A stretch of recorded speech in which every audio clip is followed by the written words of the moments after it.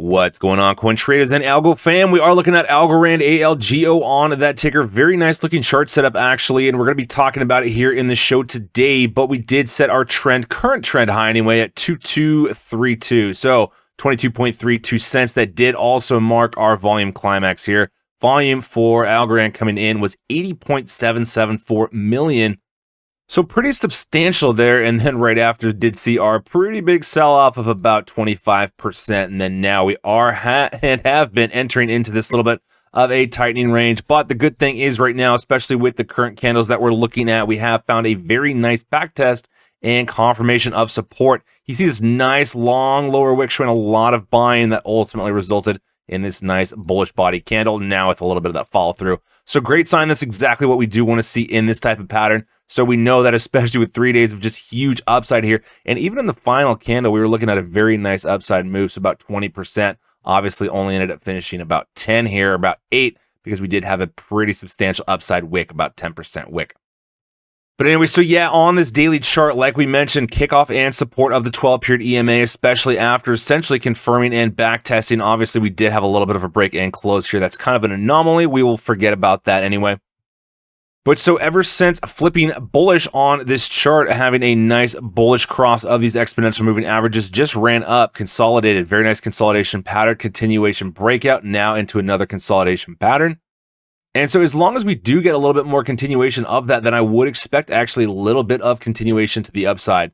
So for example, we have our upside, consolidate, now probably at least one more leg to the upside. And we'll talk about targets here in a second before either a longer term retracement or anyway, a little bit more of a longer term stabilization. But ultimately, like we always talk about, we do know that at some point a retracement will be coming, especially because if we do look over here on the weekly chart, nice looking weekly chart right now. And actually one of the great things about this weekly chart too, that we really need to point out that we haven't seen in a long time, is not only a bullish break and cross above this 50-period EMA, but the following bearish week actually confirmed and backtested closing support on top of the EMA. So last week's candle that closed at 19.03. Meanwhile, the 12-period EMA, or I'm sorry, the 50-period EMA is actually at 18.98. So actually very nicely closed on top of that. And now on the current week, actually forming inside bars, which does mean that the body of the following candle fits inside. So you have the week before, we had our top and our bottom. Last week's candle actually had a price range that was sitting inside, which is a consolidation pattern. Obviously, we are only just a little over a day into the current candle, but we are looking at inside bars. And especially now after confirming the 50 period as support, very nice upside body for follow through, along with now a nice established cross on these 12 and 26 period EMAs, especially after this 26 was confirmed as support after finding a nice bullish break on top of it. So bullish break on top for the close, confirm support, bullish break on top of the 50, confirm support for multiple candles. So this is exactly what we want to see in longer term upside moves. So like we said, could actually see another few weeks here of continuous upside to test some of these upside resistance. Right now, that would be pushing us pretty much right close to effectively the 28-cent resistance. So that is going to be one of our big upside targets to the upside, because if we do look left,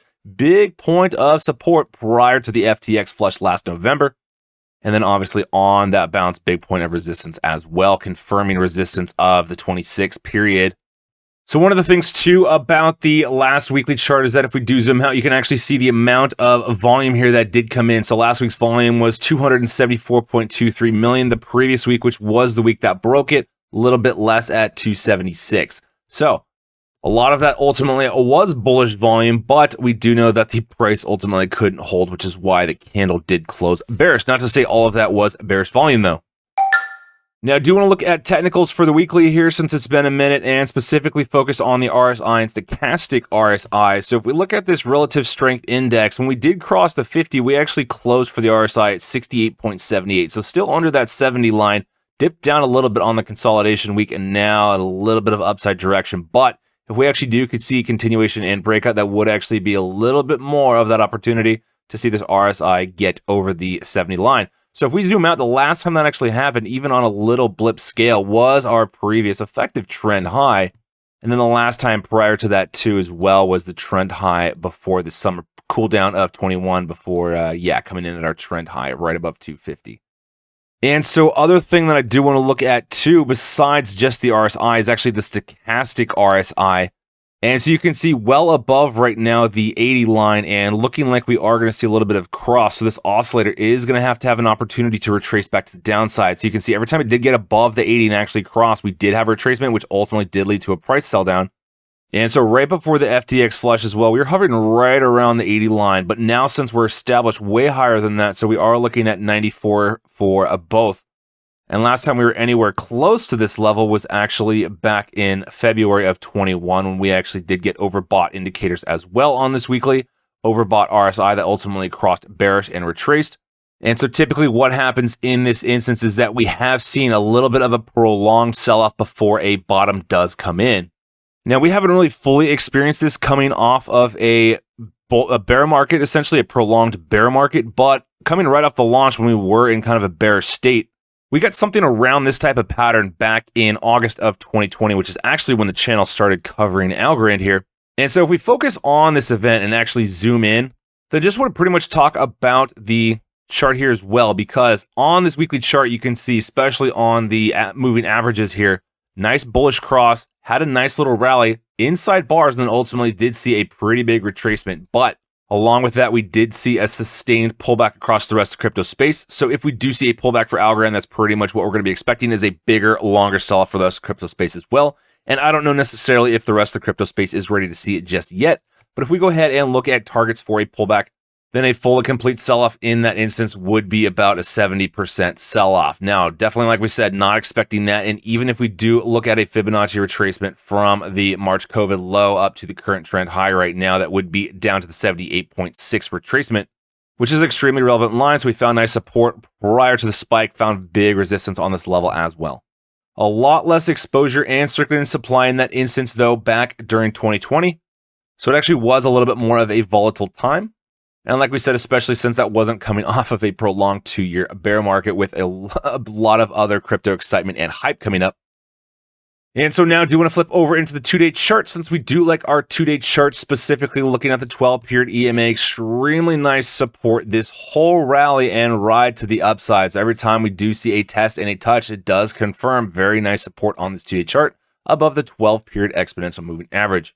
So far, though, we have seen just a complete increase in overall bullish volume. So complete increase in volume, consolidation with decrease in volume. So we would need to actually see that happen once more if we do see another takeoff for price. Otherwise, we'd probably be expecting more or less some slow, steady growth, which actually would not be a bad thing overall.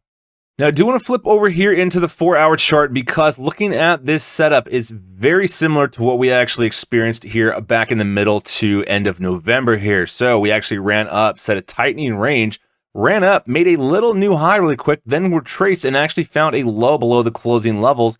But we actually did consolidate, recovered, and then that's when we started taking off again, now into a very similar pattern once again. So consolidating, finding our lows, getting a tight range, a little bit of a rally, actually knocking out these closes for resistance on this high before, you guessed it, ultimately pulling back, finding a new low above the closing level of support now in this current rally state. Obviously, volume down here on 4 hours, nothing really significant, and we're pretty much just mirroring the rest of the crypto market here with this little bounce, so nothing is necessarily extremely notable. But if we do get something sort of similar, just like we saw on this retracement, minimal volume here as well, retracement growth, consolidation for the longer term, so we could actually see a tightening range before taking off to our next upside target around the $20 level like we were talking about. Now, obviously, if that doesn't happen and we actually do fail to make a new higher high here and actually set a lower high, we could be looking at testing lows of support pretty much coming in right around the 18-cent level before pulling back and testing supports down to about 16, then right below that down to about the 15-cent level. Now, yesterday I did make a tweet and I did make a typo about 18.47, so $18 rather than $18, 18 cents rather, and 18.47 cents. But anyway, so the concept of that is if we were actually looking at breaking this level of closing support at 18.47, then that would be a pretty big confirmation that we're going to be looking at a trend top coming in, and we would likely be experiencing a little bit more sustained downside selling pressure. Do have a lot of great discussions like this about Algorand and a lot of other cryptos. So if you're not currently following me, drop me a follow at coin_trades is the handle. Looking forward to chatting with everyone over on Twitter or X. Now, so essentially we did end up seeing this on this 4-hour chart, since we actually did see a close below 1845 and we actually got down to a close of about 1827 here. But the thing about that is that we actually didn't see any sort of continuation. And that was immediately rejected by the rest of the crypto market conditions just on a short-term flush. So not really any sustained movement in that, and especially after a complete rejection. It's sort of like if we do have a consolidation pattern and we see a breakout, we can still immediately see a complete flush. What you need to see is that backtest and follow through. So since we actually didn't get that breaking below this price level, we got an immediate rejection. So this was a complete fake out in this instance. Still, like we say though, definitely need to run up and see a new higher high above 2166. Otherwise, that will still be setting a lower high and then likely another retest and backtest of the support level. And with supports, every time it does get tested, it does weaken. And the same goes for resistances too. So every time resistances do get tested, they do tend to weaken. So if we get continuous tests and another retest of this support level, it does start to increase the likelihood and the chances that it will break and we will see a little bit more slippage down to some of the lowest support levels like we were just talking about. But we know that despite patterns like this, that we're still looking at longer term charts like the daily and longer still in very much control. So there's not really much to worry about in terms of the shorter term. And especially since, for example, on this 12-hour chart, we're seeing a complete taper off in all selling pressure. So the fact that we're still holding a support level, yet meanwhile seeing decrease in sellers' exhaustion, does point to a lot of great things, especially being able to hold these exponential moving averages, which we have seen looking left, be a very relevant guide for support and confirmation that prices are going to continue to the upside. Do want to pull up the technicals on this 12-hour chart here first because we are seeing the RSI rally back to the upside, but most significantly and notably, we are looking at stochastic RSI being smashed against the bottom now in a bullish cross formation heading to the upside after we've confirmed the support zone between the 26 and the 50-period exponential moving average. And so one of the things about this 12-hour chart too is that we have a pretty significant upside resistance target at 20.27 cents, which looking left was a big period of closing resistance as well as closing resistance coming off of this trend high. Now, if we do break that to the upside, then we'll be looking at a resistance up overhead of 21.66 cents. So really on the 12-hour chart, if we can see a break of 20.27 cents, then that likely will be able to confirm on this 12-hour a little bit of back-tested support, especially if these exponential moving averages can run up before finally breaking this trend high and ultimately the price level for this trend as well. Now, if we do look at the current setup right now as a consolidation and continuation pattern, then typically we do expect for targets the length of the breakout into consolidation being the length, assuming we get another breakout as an upside target. So if we do take that length and actually mirror it to the upside, we would be looking right at that 28 cent mark like we were talking about. So that's going to be another reason why we're going to have 28 cents in the event of a breakout and especially smashing the 21.66 resistance point as one of those big upside targets that we're going to look at before probably a significant longer term retracement. Like we mentioned, this is why we like seeing consolidation on directions to the upside, because when we have directions to the upside, consolidation, that establishes this as a price trading range, which does give it a lot more strength, allow it to see that next move to the upside. And then also when we do have our final and inevitable retracement, that will be our support zone to the downside when we actually do find that retracement. Flipping over into hourly now really quick before we wrap up, minimal volume. And actually, if we do pull up technicals on this side, one of the things we're looking at is every time we did get close to the 70 line for being overbought, we did see a trend high for this consolidation come in. So rally to the upside, rejection based on overbought indicators. Same sort of thing happened both times. So on this current little bounce right now, that is what we're going to have to be eyeing. So we could expect a little bit of rejection and sell-off and then hopefully be able to confirm some support if we do see a sell-off and retracement in that instance above that 1848 level. Right now, that does seem like one of the most probable scenarios and setups, especially based on what we saw out of Algorand previously. So probably nothing of note for the next day or two as we do see a little bit of a tightening range and consolidation. Because ultimately, if we zoom out, we look at the length of time for the last consolidation to breakout, we were looking over 2 weeks at about 19, almost 20 days. So effectively almost 3 weeks. So if we do have the same sort of time frame, then we could be looking at effectively out to about the 29th or so of December before actually finding another breakout. So nothing really extremely exciting right now. Just going to continue to eye this pattern right now because more or less we're expecting it just to kind of zigzag like we found previously before the next big breakout. As long as we do maintain these lower supports, this is actually a really good sign for longer term steady growth. This is actually what we want to see, and not an extreme crazy rally setup like we've seen of things like Injective and ICP and whatnot. So yeah, for the longer term growth, definitely a good sign and a great setup, and a lot of great things to be looking at and appreciative for a longer sustained great price chart growth like this. But yeah, as always, do let me know your comments, thoughts, predictions, disagreements, all that stuff down in the comment sections below. Do love getting back to each and every one of you, as well as reaching out over on Twitter or X at coin_trades. Well, that is going to go ahead and wrap it up for now, though, so do appreciate all the continued love and support. If you did enjoy the video, hit the thumbs up, like, and subscribe if you have not done so just yet. Hope everyone's doing great, staying safe, taking care, and I'll catch you back in the next video.